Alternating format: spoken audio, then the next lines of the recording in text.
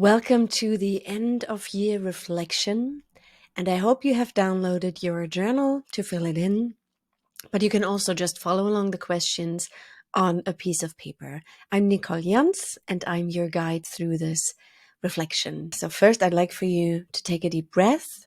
Maybe you have a candle, maybe you can cozy up in a blanket, and maybe there's some light music that you would like to put on to get into a reflective mode. This is not about goal setting. This is not a harsh account of all your achievements. This is a reflection. It's meant to be gentle and compassionate.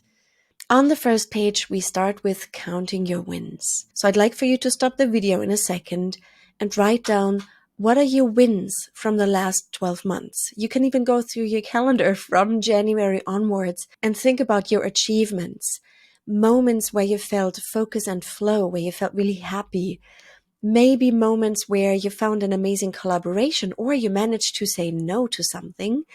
So any big and small win. So take a pause and write down all those wins from the past year.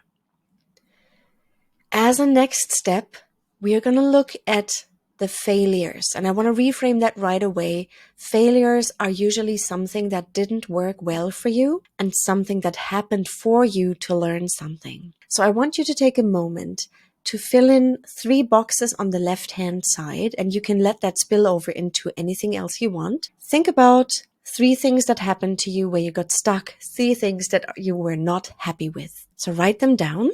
And then on the right-hand side, in the box right next to it, think about, how might this thing have happened for you?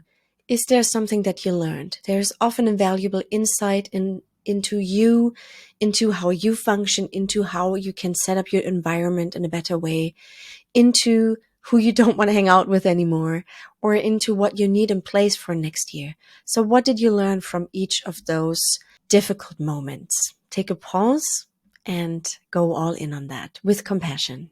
Our next step is to feel gratitude.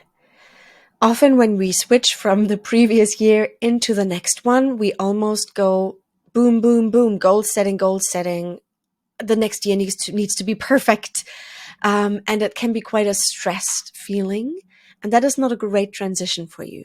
So what I would like for you to do is feel gratitude in your body by writing a letter to your past self. I know that probably a lot of amazing people helped you last year, and please feel free to write them an email and thank them. But even more importantly, I need you to connect to yourself.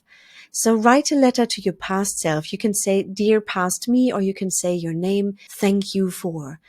And then thank them gently, kindly, and with a lot of self-compassion for all the efforts, all the learnings, everything they stumbled upon, all the challenges they've gone through. Write it as the most loving letter that you can. And you can have that spill over into a separate piece of paper as well. So take a pause and write your wonderful gratitude letter. Now, finally, with those wins in mind, the learning points and the gratitude that we feel, we can set a very gentle intention. This is not hardcore goal setting. That comes later. This is just an intention for the following 12 months. Knowing what you know now, what are you going to stop? That's the first box. What are you going to start? And what are you going to continue doing next year to have a happy life, a productive life, a life that feels balanced and intentional for you? Take a pause and write that down. What will you stop, start, and continue next year? So what is next for you after you've done this reflection with your reflection journal? First off, if you want to move into planning your next year, create a roadmap for all your projects, create a future self vision, then go and get the Right Habit Planner. You can buy it at therighthabitplanner.com, which leads you to Amazon everywhere in the world. And it has specific pages at the beginning to set your goals in detail. And then you get 52 weeks of productivity planning to actually fulfill that. It's an undated planner.